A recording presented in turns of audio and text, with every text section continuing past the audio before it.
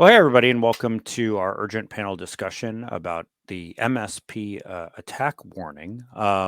Before we get started, and while people come into the room here, what we're talking about today is the CISA bulletin last week. And interestingly, not just CISA, but like a whole bunch of countries warning about. It was more than just, hey, this could happen. It was, oh, we have some intelligence that indicates that there might be an attack on MSPs. And so, as we've done with other urgent panels, we thought we'd put this together to help folks, better understand this as a warning. Give our opinion about it, and then let you all, ask questions so we can get any question answered about this. We've done this for a bunch of different issues that have come up and a bunch of different CISA warnings that have come up.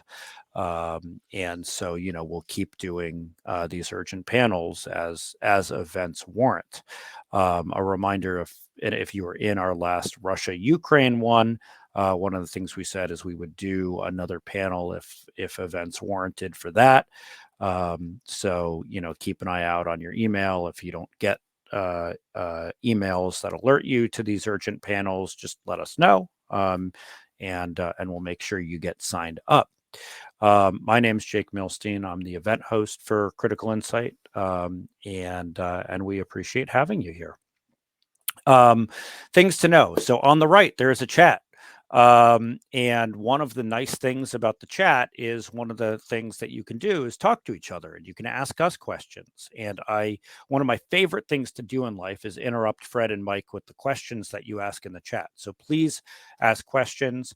You can also mute the chat if it's going bing, bing, bing, bing, and you want it to be muted. I'll show you how to do that in a second. Everybody who registered will get a recording. One of the things we've found, though, with the system is it sends a unique link, and then you can't send it around your organization.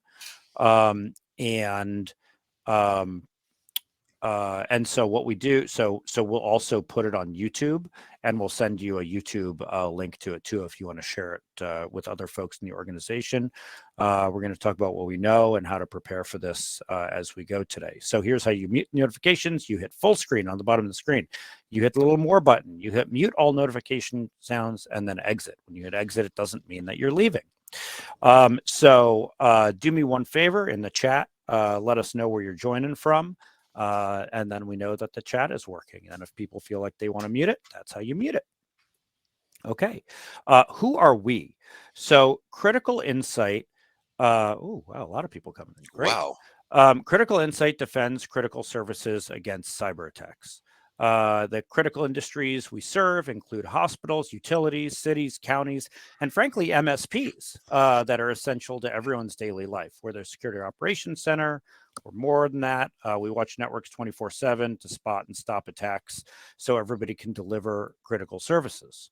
That's who we are. And then specifically who are Mike Hamilton, Critical Insight co-founder, along with Fred.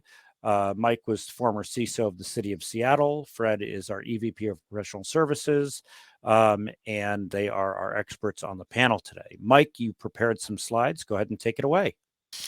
Okay, and I want you to stay away from the controls, Jake. So this is the bulletin, and this is the one that came out last week. And it's, we think of these as CISA bulletins that have been coming out with some regularity now. There's been a policy change, and the whole thing about information sharing with DHS is now they're telling us stuff. Before it was, we want you to share information with us, and it was a little bit of a black hole and not such a good deal. That has definitely changed.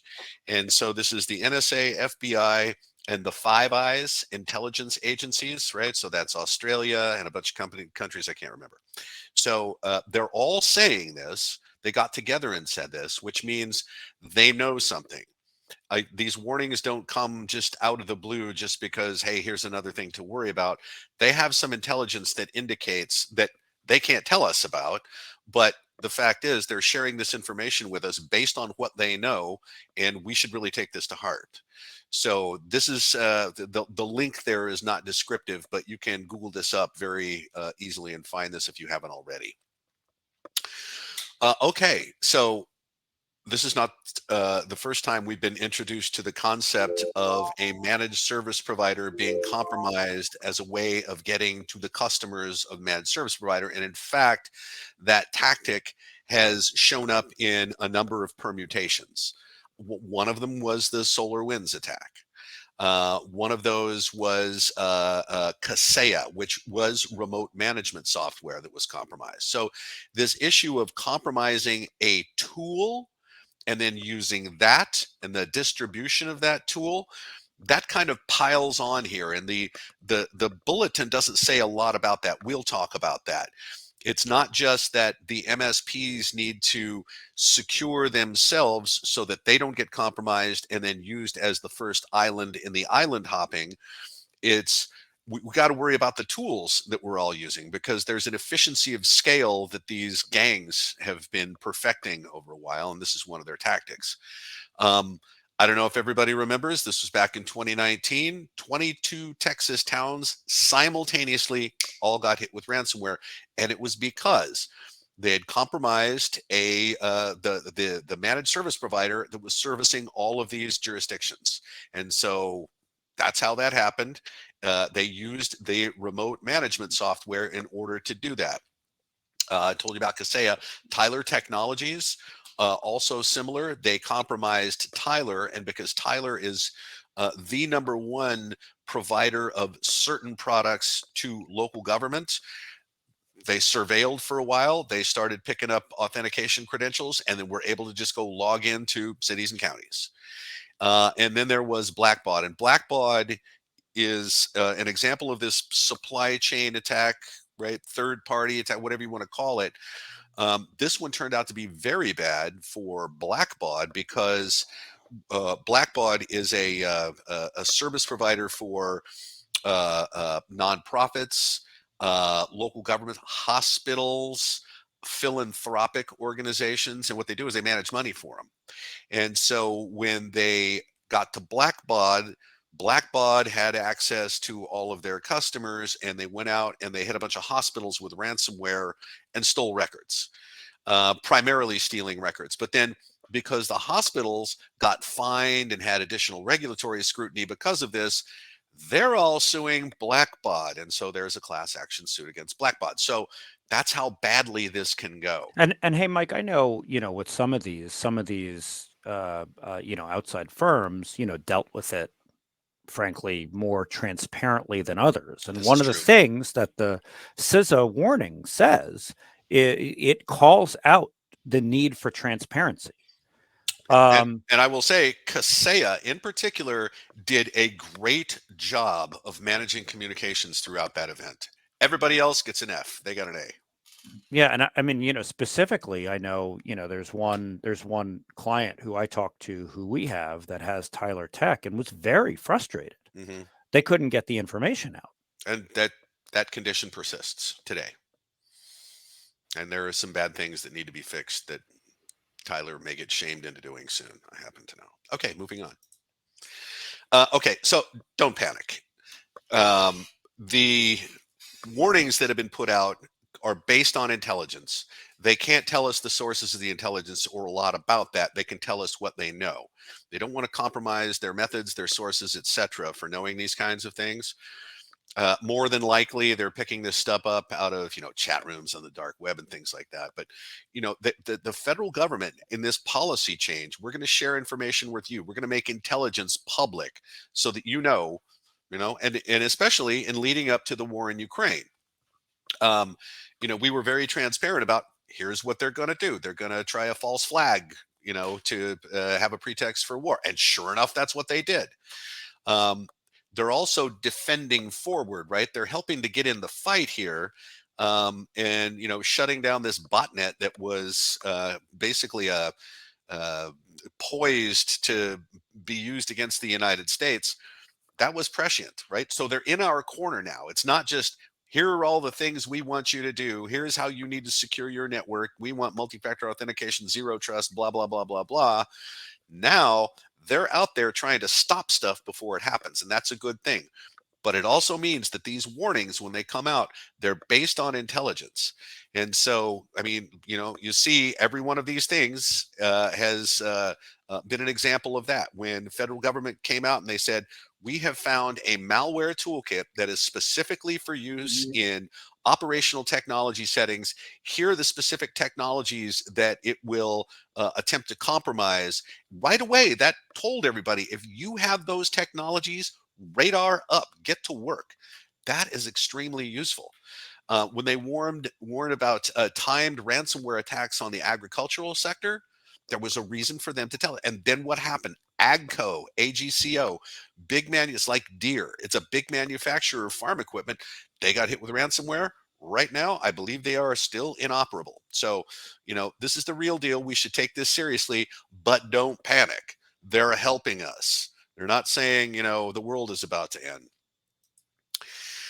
Okay, well, here are the recommendations. They're straightforward. And it's, every time one of these things comes out, the point is to let you know that there's this thing that might happen. There's elevated risk. There's elevated likelihood of this landing on your doorstep. But then we get to the recommendations. They're always the same things. Why? Because it's the same thing we should always be doing all the time. There's nothing new here. So, okay, minimizing internet facing systems. Okay, if you have stuff hanging out on the internet, it doesn't need to be there, and there's only 3 people that need to log in. Maybe you keep that closed off until they need that access, or maybe you just do really strong access control and make sure that they're coming from a known source, something like that. We have helped our customers take things offline. There's no reason that Mitel login page needs to be on the internet. That's dumb. Take it off. Enabling network and endpoint monitoring. Big deal here. Okay. Remember, there's a likelihood that something bad happens, and that likelihood just went up. Okay. Do what you can to minimize the likelihood of this happening to you, but also be aware of the impact of this thing happening and do what you can to minimize that. And the way that you do that is you monitor the network, you see something happening, and you have a response plan that you put into place right away, and you put out the little grease fire on the stove before the house is engulfed in flames. Okay. That's why you want to enable all this monitoring, get that way tooled up. Remote access methods are the way this has been done every time. The warnings keep coming out over and over. And so when they say right now, sonic wall devices need to be patched, drop what you're doing. Stop watching us. Go patch those things. These are the things that they have been compromising. The Pulse VPN. There are a variety of these methods, RDP, and yes, your remote management monitoring tools if you are an MSP, and some of those are fairly specific to that sector. We'll get to that in a second. Hey, and Mike, in the chat, Jonathan says, how else can I RDP into my domain controllers? I do That's a, want to. that's a joke. Yeah, That's a I joke. know, I know. But It's but I actually a but pretty good one. but I'm using it to say we do have 2 groups here. We do have MSPs, and we have folks who use MSPs. Interestingly, when we sent out the invites for this, I thought we were just going to have all MSPs, but it turns out like the room is split here between people who use MSPs and MSPs. So just so everybody knows, if we don't answer or we don't get to something that you're wondering because we didn't know who was coming to this, Yeah, throw it in the let chat. us know. Yeah, throw it in the chat. And thanks, Jonathan. Go ahead. Okay. Incident response plans again, right? We're going to protect the network. We're going to put in preventive controls to lower the likelihood that something bad happens. We're going to monitor so that we see the signal that our preventive controls have failed. And then we need a response plan so that when something does happen, we kick off that plan and again minimize the impact of something. It's okay if the help desk cleans up somebody's workstation. It's not okay when your network just stops running. Okay? And then this last one is the big one. And this is probably, we're going to get into most of the discussion here. Manage third party and supply chain risk. Federal government's been talking about this all the time. There are efforts afoot to come up with standards and a certification methodology for specifically medical technologies, so that when you buy all this stuff that has to go onto a network, whether that's an MRI controller system or an insulin pump or whatever, that when you open the box, it's known to be secure. It's got the big, Underwriters Labs or whatever seal of approval on there, but it's also has a defined process for keeping that secure. We will detect vulnerabilities. We will put out patches. We will help you make sure that this stuff stays secure. So, you know, those efforts are proceeding apace. What's up to us is we need to evaluate everybody we're doing business with, for lack of a better term, to see what kind of threat they represent to us. And whether you're the customer or the service provider, that's bi-directional, right? We can have a customer that's so bad. None of them are. None of our customers are that bad. But we could have customers that are so bad that they are a threat to us. So, this bi-directional, show me your papers thing is not going to go away. I said a long time ago when Fred and I both worked at VeriSign and VeriSign's global security consulting, that security had to become a competitive differentiator. Regulatory is not going to that's not the way. But if you hold out capitalism as a hostage, right? If you want to do business with us, you're going to have to, demonstrate that you have security controls in place that are commensurate with my expectations. This is where the world is landing right now. They don't need to regulate anymore. Frankly, your insurance company regulates you. If you want an insurance policy, you got to be at least this cyber tall. And So and this, hey, and Mike, what's the intersection of that between what insurance companies are asking for and oh, it's for all the same stuff. and well, what insurance companies are asking for and what CISA is saying? Like, if you do everything your insurance company says, then are you CISA? Are you this CISA tall? You are. Problematically, none of this is auditable. All of this is, for the most part, my attestation of my own controls, and you're going to have to believe this. We knew a long time ago that we were going to need to step up to the plate and bring in auditors to look at our controls so that we could hand you our SOC 2 report. You could go, okay, no exceptions noted. You guys do all this stuff, and it's provable, it's demonstrable.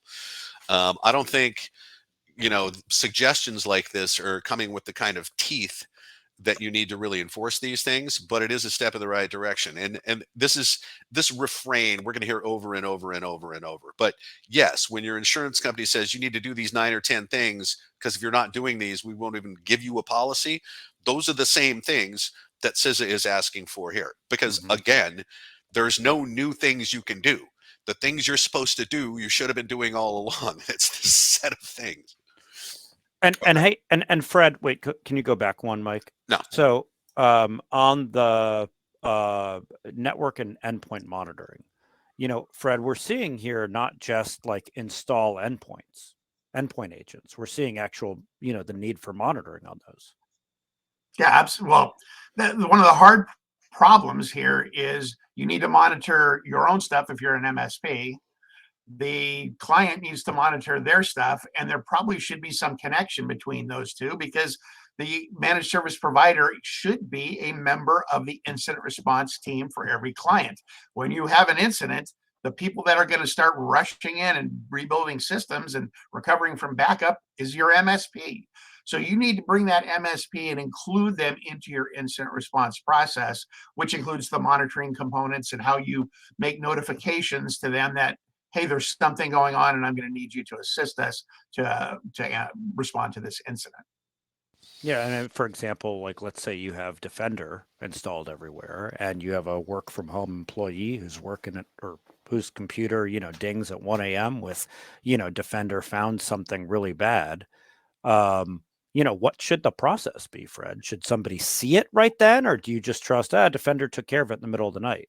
Well, so it all depends on what's in your contract with your MSP. The contract is king when you're dealing with a service provider. So if your contract says one of the services I'm paying for is that when you see a Defender alert, that you're going to at least tell us, if not respond to that alert. If it's not in there in the contract or it's not part of the service you're paying for, you got a blind spot. You got a big fat hole. And if you think about it, the people probably managing your Defender implementations probably your MSP.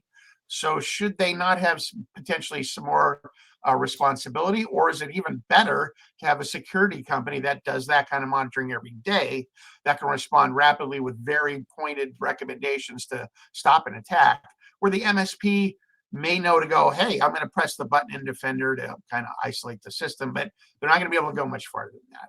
So you got to think a lot broader, that this is part of an ecosystem of monitoring, response, and the people that are actually going to do the work are probably your MSP. And some people who can do the security, I mean, some MSPs can do the security work and some can't, right?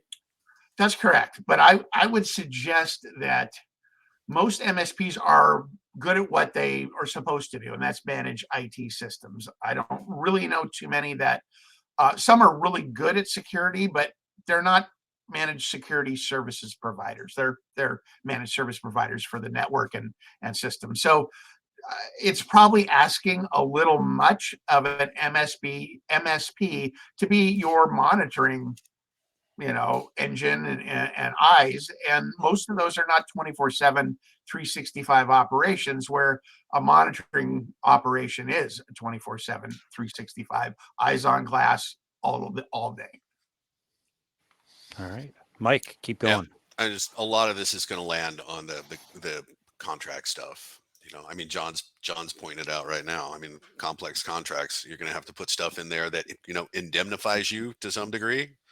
And Yeah, I think you have a reference, Fred, for I materials do. on that.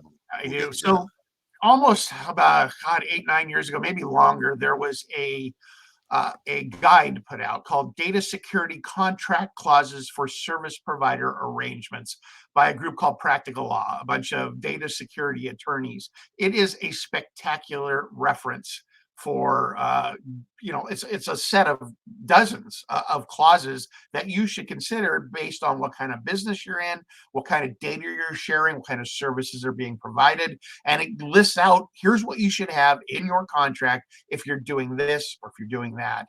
Unfortunately, it used to be free. It's no longer free. So you can probably look it up. You may have to pay. It's actually a great investment because it really is the best, I think, guide to what should I be doing? What should I, as a client, be putting in my contracts with my MSPs? And you can also point to this as saying, look, I'm not making this up.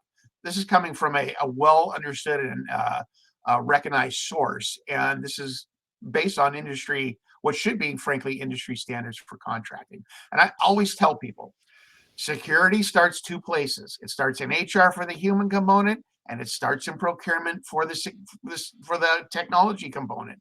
And if you are not putting procurement front and center with security requirements and contractual language to protect yourself, you've already kind of lost because you missed that whole opportunity. And hey, Fred, what was it? People are asking, what was the name of that again? If people want to look it up. Sure. Yeah. Data security contract clauses for service provider arrangements. And the group at the time was called the Practical Law Group. I'm not sure if they're still called that, but that's where that comes from. And it's a great reference. And regardless of what it costs, it's cheaper than an attorney. Exactly. We have attorneys in the audience. No lawyer jokes. My Mike. bad. Okay. Moving on. So, the messaging here is not just for MSPs, service providers. It's also for the customers, because 22 cities in Texas all got popped at once because they had a common service provider. And so some of the guidance in this bulletin is telling the customers of MSPs what to require in those contracts. So we're getting into the realm of, not quite indemnification here. And we think, just internally, that a trend is going to be for these types of service providers, and specifically the kind that we are, right, managed security service provider, to offer indemnification, guarantee, liability transfer, whatever the legal language we want to use for that. Basically, an insurance policy, right? If you do business with us, something happens, we're covering you. So that's probably not to talk about here because that's not baked yet, but that's where we think things are going. Anyway, so the messages for MSPs, right, or additional questions for MSPs. What tools are you getting from your suppliers? What do you use for RMM, right? Remote monitoring management. What do you use for that? And if it's a tool that's very widely used, be a little suspicious, because that's the one that would be at the top of the get list for these gangs. because it would facilitate such a scale, such this efficiency for them. That's where they're going to start. But So Mike, at the same time, if it's Kaseya, big what are you going organization, to do, right? what? Yeah, I mean, you also don't want This is them to just a, use a. They also don't. You don't want your MSP to use a company nobody's heard of.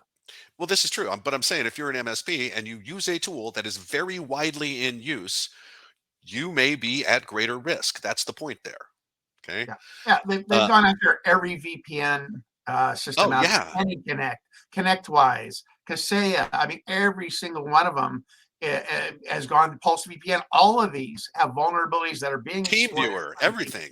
Everything, everything. So if you're going to say to yourself, I'm going to pick the one that's secure, you're better than us, and we do security because we don't know which one that vendor is. So again, think about it from a procurement standpoint. You're just like your customers are going to do that to you. You need to do the same thing, that level of due diligence with your tool providers, because they are the foundational tools of your business, and they enable a bad guy, or frankly, they enable you to take any administrative action. Therefore, they allow the bad guy to take any administrative action. These are very powerful and potentially dangerous tools if they're not secured properly, if they're not being managed properly by the vendor. Maintained. Maintain, exactly.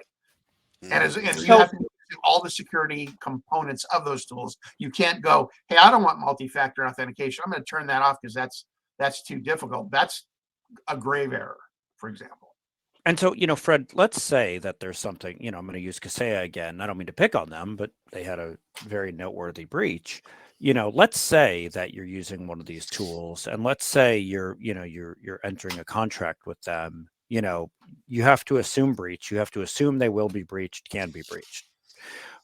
What should the notification be? Should it, like, from the time that they know that they have had an incident, how long should they have to tell you? An hour, a day, a month? Wow. So that's definitely been a $64,000 Yeah, question. that's Yeah.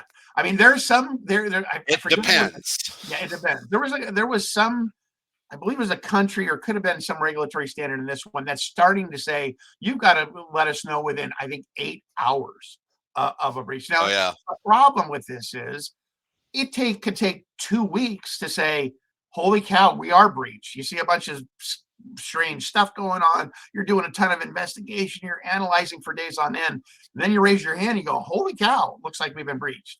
So, there's that dwell time of figuring things out, that while you're reporting 8 hours, maybe it's 2 weeks plus 8 hours, really, that the time that has passed from when the bad guy maybe is in there. So saying tell us within 8 hours does not mean they haven't been in there 6 months, before your vendor or your MSP found out something's going on. And to be defensible in that, the way to answer that question is it's what the government requires. And so as they're deliberating this in Congress right now, we're going to come out with, they're talking about 3 or 4 days for the financial sector. Somebody's going to pick a number there, and it's going to be, put into practice. That's the one that you can always fall back on. So if you have a provider of tools and that provider has some kind of compromise, they have some kind of cyber event, contractually, and this is becoming more commonplace, it's not going to be surprising. Contractually, you need to tell us in 72 hours. If you detected something and it's bad, you may still be investigating that, but we use your stuff. We need to know. So, definitely, are they required to notify you of a compromise? The answer needs to be yes, for the people that are supplying the tools that are used by MSPs to manage all of their customer networks. And then for the customers, what do you require from your MSP? Do you say we have to have some kind of attestation that you have reasonable controls in place? Here's a reasonable set, that was just given out by CISA.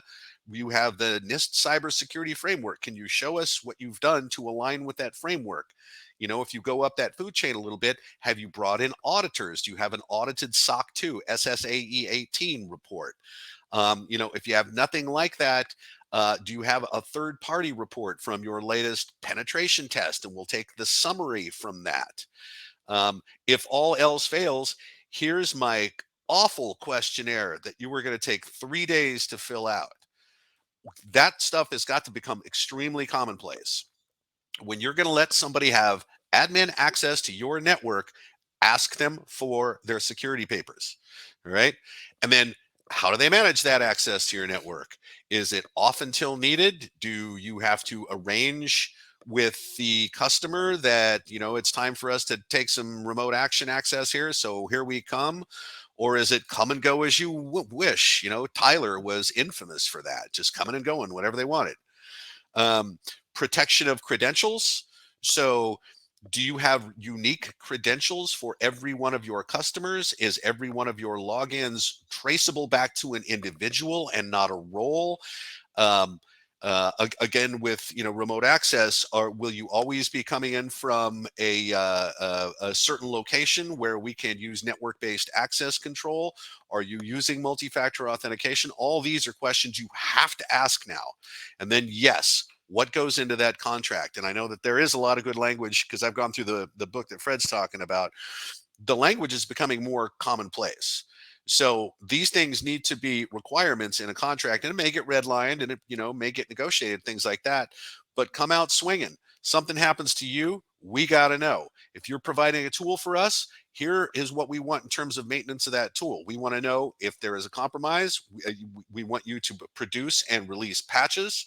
We want to be part of that information ecosystem where you tell us what's going on with your products, et cetera, et cetera. All that stuff's got to show up in contracts now.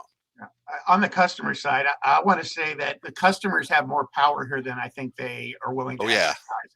I mean, you can say flat out how these people are going to interact with your systems. As Mike said, VPN should be turned off until they call you up and say, I'm scheduling a maintenance window visit. Please open it up from noon to 2 on Wednesday as I'm coming in to do it. And then at 2 o'clock on Wednesday, you go in and shut that access back down. You disable their account until they call up and say, I need to get back in. Now, that may sound like a major issue, but there are plenty of regulations that actually require that. If you take credit cards, and this is part of your PCI or cardholder data environment, they don't absolutely allow you, period, to ever allow a vendor to directly connect in without having controls of you either saying it's for this time period or you're having a hosted administration session. For example, using Teams and allowing them to control a machine while you're watching them. And if they're doing something funky or you see something funky while you're monitoring their session, you shut the session down. So the customer needs to also take control here because you are the one that can implement the requirements. I also say that whenever you're these people from an MSP may be coming in and logging into your systems, it's more than MFA for the VPN. Every time you log in under administrator credentials, it's a good idea for your MSP or for you to require multi-factor authentication. All it takes is one phished domain admin credentials and it's game over. But if you have MFA, when they try to log in, that domain admin credentials hopefully is going to be worthless. So the customers can take a lot of control here and put requirements for themselves and everyone and put it in policy, because policy is how you define how you're going to manage your security. And hey, one of the things coming up here in the chat is, Mike posted something about India is requiring reporting within 6 hours, and Alan. And this is absurd, by the way. This was that's the one I was thinking of. That's 6 Yeah. hours. right. In the news blast, the very last article is always a real head scratcher. This is the head scratcher because it's a port scan. You get port scan, and you will constantly be talking to the government, telling the the background noise of the internet never stops. Yeah, you can't talk fast enough if you're talking about port scans. Talk about alert. Faster than you can talk about them. So talk about alert fatigue. You're going to start getting notices every day. But Alan also puts in, GDPR is 72 hours, and that's for European Union. I'm interested for people in the chat. What do you what do you expect from your MSP? And if you're an MSP, what do you think your clients expect of you? Do you think it's 72 hours? Do you think it's a day? Like, what do you expect? Noah's making a great point here. Most little businesses don't know how any of this stuff works. They don't know to ask those questions. They don't know what to require. I mean, somehow this messaging has got to be dispersed a little better so that they start to understand. When you were giving someone that kind of access to your network, you need to have some guardrails. And I agree with Noah. I don't think they understand this. Most of them. Yeah. Mhm. And we found too, unfortunately, when dealing with some incidents where MSPs were involved, that they don't necessarily always follow some of the best practices. And it's not the things that have been listed here by CISA or we shown on these slides.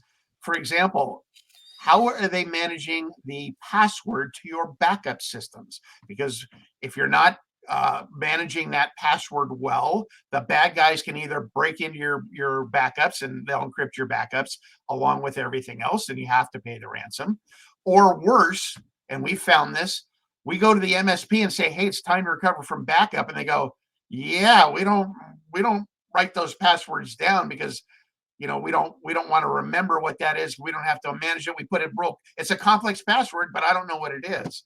And our clients are sitting there going, "You got to be kidding me. You mean I can't get to my backups because my MSP doesn't remember the password, or it was such a weak password that the bad guys guessed it and got in and encrypted our backups." We've seen both of these things happen. Okay, so it goes somewhat deeper in the sense that you should probably have people that can explain to you what they do in terms of security. If they can't pitch you on here's what we do to maintain your security, they may not be the people you want to do business with. And Yeah. the subject has to come up. Yeah. Well, and speaking of who you want to do business with, Michelle says, do you guys feel that the MSP has some responsibility to work with customers to lay out some of these controls in the contract? I would say it a different way. I would say it that the MSP has the opportunity to get in front of this conversation and be proactive about, and here's our security. We know the question's going to come up. Let's just tear the scab off now and talk about this, rather than waiting for the customer to go out, do a bunch of research, hand you a contract that you're going to have to pay a lawyer a lot of money to redline. Mhm. I also want to point out too, there is guidance being provided to the MSPs. Now, there's the stuff that comes from CISA, but there was actually a really useful guide put out by the British government.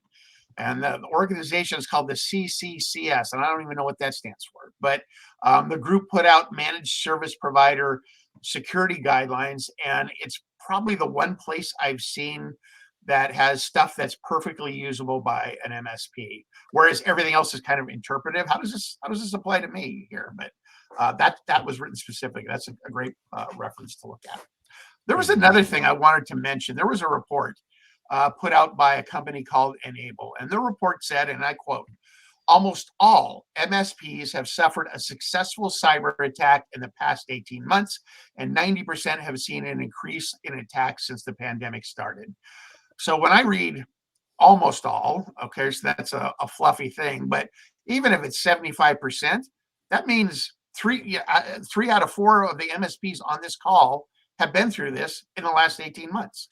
Right. It also means it is a foreseeable event, right? And there's legal language around the standard of foreseeability. And if you don't get in front of something that could be a foreseeable, material impact to your business, that's negligence. And this language is starting to pop up in the courts. Okay. All right. I got one more slide here. You guys gonna let me get to this? Yeah, go get the next slide, and then we have questions. Okay. All right. We haven't So, asked you any questions yet, so we'll ask questions. okay, good. So this is going on right now. This is today's news. And, I talked about the news blast. It's this thing we put out every morning. That's, this is like a digest of a bunch of articles. This one will be in tomorrow's. So remote monitoring management tools, bad actors, these gangs are getting free trials of these. And then they will fish an MSP, get a password, and use the demo version of the tool, or the free trial of the tool, to actually get access to the MSP's network, and then use that as the jumping off spot. And this is going on right now. So this just buttresses the alert we got from FBI, NSA, CISA, Five Eyes, etc. So these tools, right, remote management monitoring tools, VPN tools, straight up remote access tools. They're all being exploited. Everything is being targeted right now. So when they come out with a vulnerability, you got to patch it right now. Right now is Sonic Wall. Okay, got to be done. Again, if the tools are very common to a large part of the MSP market, that means it's more likely that they are targeted because it creates that efficiency of scale for the bad actors. So, radar up on that. And these are the gold standard for how they're doing this, right? There's not a whole lot of tactics they're using right here. They're not going to exploit an unpatched vulnerability in a web server, and then try to burrow in that way. They will fish you for credentials, but the objective is not you, the MSP, it's the customer base. Okay.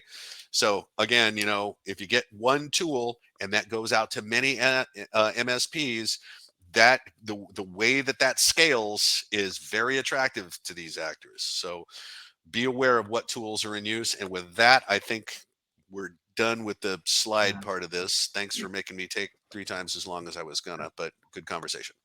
I did. Well, Go ahead, Jake. No, go ahead, Fred.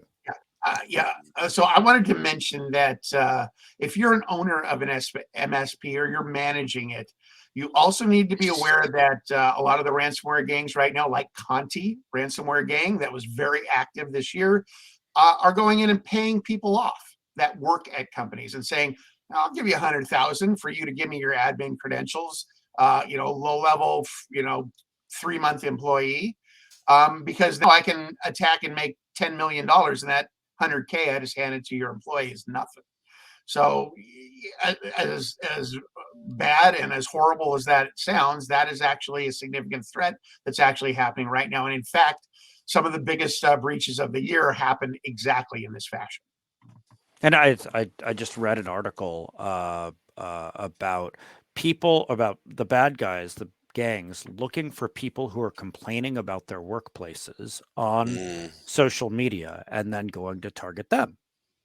Yeah, and the classics are find somebody that has court problems, somebody that's in debt and has collections in place, somebody who has these particular factors that show they're susceptible to bribery, and that's been tradecraft for forever. Yeah. So Fred, you and your team have worked, creating security programs for MSPs for a long time and for organizations that use MSPs. So a 2-part question for you. First of all, if you're working with an MSP, what is the advice you give them, and how closely does it match what Sis is saying here? And what do you usually find is lacking? Yeah, so absolutely everything in this CISA stuff is something we're telling an MSP, but we're going farther than that. One of the things that we see commonly is they're using the same admin password across multiple clients, maybe across all the same credential management. Yeah. They're sharing amongst other people within their MSP. Hey, this is called the Critical Insight password, and we use it whenever we log into Critical Insight. That's bad practice. That stuff has got to stop. Every password needs to be unique. You cannot share passwords, period. It's not just because that's a bad practice, because it can lead to a security incident. It also means if something does happen, there's no way for you to go and say, hey, that's who it was. It was that guy. Now your entire staff, everybody in your organization that knew that password is suspect, right? So you've got to avoid these kind of situations. You also have to remember that your job is to make sure that these systems are up and running, and part of that is security. So managing some elements of security, the standard things like, is the Windows firewall up, right? I'm managing that system. Do I have a policy on it that's making sure the Windows firewall is up? So they're managing a lot of your security. So you need to be asking them, here's what I want you to do for me. And you usually need to ask it before you sign the contract, because if you do it afterwards, usually that's going to be an added fee, right? So remember, as you tell your MSP they need to do these things, or if you're an MSP, you're being told, you need to be able to respond and be able to provide what we consider standard levels of security. And so, and now let's talk about that, the other orgs you just mentioned. Let's say, Fred, you get called in to do a risk assessment for a city, a county, a hospital. What, what do you look at from their MSP, and Mhm. what advice do you give them about their MSP? Yeah. So Um, we like to be highly collaborative in this process. In other words, I want to meet with the client. If it's a city, I want to meet with their MSP. I want to meet together and we want to solve problems together. I don't want this to be hey, this guy's terrible. Everybody has the ability to fix what they're doing insecurely. So we want to help every MSP we work with grow. That's one of the key. I mean, that's kind of like the community give back, if you will, is we want these MSPs to get better. All of them. We want them to get better. So we work with them to understand, again, the things we mentioned is how are you connecting? Kind of authentication are you using? Kind of practices do you use for passwords? Do you allow passwords to be shared? All the things I kind of alluded to, or where mhm. we end up going. What about things that need to have actually somebody come on site to put an update in, which occasionally happens? Are you bringing a USB device in? Is that USB device dedicated only to me and it only goes into a computer on my network? And frankly, it's not being shoved into your laptop and then into mine because I don't know where your laptop's been. I know where mine has been. So anything that kind of breaches the security perimeter, we want to talk about with these folks. And we also want to understand how well they're being trained. If they're not getting security awareness training, a lot of MSPs are not. They're just as susceptible to phishing and credential harvesting attacks as anybody else. And once their creds are stolen, usually it's game over. And that's the one place where MFA maybe can save you. Yeah. Let me add a little more color to that too, because so what Fred's talking about is when his team comes in, they are trying to secure. Okay. They are actually, working on the controls that make a difference here. My I don't know, point of view on this is a bit from the compliance perspective and the ability to continue to do business because you have the right papers to show. We are in that economy where it is a competitive differentiator to hold up your security and say, do business with us. We're more secure than our competitor over there. And so getting to that point where you have demonstrable controls means that there's this smattering. Everybody's talking about 800-53, 800-171. There's the NIST cybersecurity framework. There's the PCI standard. There's HIPAA. There's Criminal Justice Information Services Standard. There's the NERC SIPs. They're all the damn same. All right. There's stuff you got to do. You got to do an annual penetration test. You need an annual policy review. You need to do an annual risk assessment. You need to train your users, blah, blah, blah, blah, blah. So those are the compliance things that give you here is our statement of all of these things that we do that we're supposed to be doing that yes map back to all of these standards, regulatory requirements, etc. That's the papers to show. What Fred's talking about is the very detailed assessment you get in, making sure that they are not only meeting their own statements on what they do, but that they pass muster. So it's a little bit of a difference between where I come from on this and where Fred's coming from on this, Yeah, but we I'm land at coming the in. same place.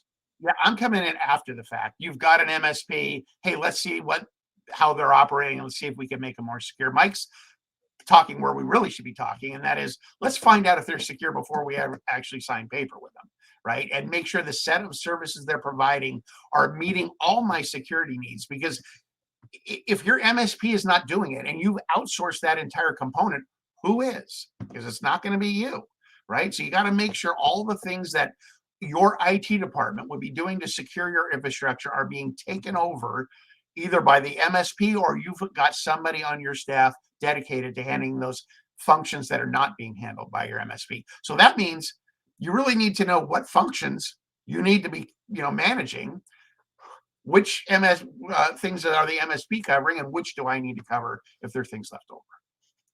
And thinking about we talked earlier about contracts, and one of the things that's in the CISA, and I was going to read it. Let's see here, but one of the things that it says, ensure MSP, customer contracts transparently identify ownership of ICT security roles and responsibilities. It's right at the top of the of what SZA wrote. You know, when you're looking at those, you know, and Fred, you mentioned earlier, you know, if you already have a contract, you might now have to pay extra for different controls. How do you, so if you're an MSP, should you be looking at your existing contracts because of this as a bulletin? And if you are a MSP customer, you know, you know, what do you do now? I think it's the customers that need to be looking at contracts. Yeah, it is the customers, but you bring up an interesting point. And as Mike says, security should be a differentiator. And frankly, I'm going to say MSPs might be the one space that is the most absolute true concept that we could talk about. That's exactly how this should work, right? So that's I think the issue is that you have to realize that you can't get ahead of it, right? Completely, but unless you understand where you're at right now. Well, so you know, I guess one of my questions here is, you know, let's say you're a, you know, you're a rural hospital, or you're, you know, a city. You don't, you know, to the question, to the point about SMBs earlier, you know, they don't see the CISA bulletins.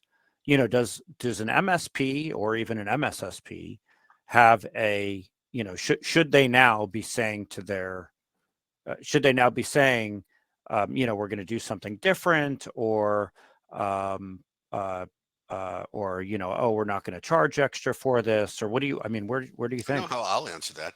Ethically, yes, but capitalism doesn't work that way. Well, I will say though, there are some providers out there that are putting security as a differentiator. And it's worth going out and looking and trying to find, if that's something you're prioritizing, a provider who has statements and basically comes to you and says, not only am I great IT management, but I also understand the security implications of working in your environment. And here they are. And it should be, if it's not part of the pitch, that's a problem. I mean, holy cow, that's one of the most important things that responsibilities they have right now, is to make sure they're not an entry point into your network. And if they're not expressing that and how that's true, they're they're behind. They're behind, right? And they need to catch up. Yeah, and that's a great point. I mean, if that security is a competitive differentiator, MSPs, that statement is made for them. Yeah, um, of course. And so a couple quick things that I want to share here, and then we'll get to some final thoughts. So first of all, these are the services we provide. So on the left is the managed detection response, and we see it differently than our competitors. We see it as being a whole incident preparedness, the 24/7 threat detection investigation, and yes, we can watch your endpoints, and active incident response. And I've said this before, we don't want to meet anybody at 1 a.m. on a Saturday. We do, but that's not how we want to meet anybody. And then, you know, Fred's team does a lot of this on the right. The VCSO work, policy and compliance. We can help both MSPs with their policies and organizations working with MSPs. Pen testing, vulnerability scanning, and the risk assessments that Fred was talking about. To get in touch with us, we have Ellie's now on staff. Some of you have met her. Just email her, ellie@criticalinsight.com, or call our 800 number. Don't call it Saturday at 1 a.m. unless you're having an incident, because like I said, that's not really how we want to meet you, but hey, we will. And one other thing I wanted to tell everybody is every other Friday, we do security awareness training, free security awareness training.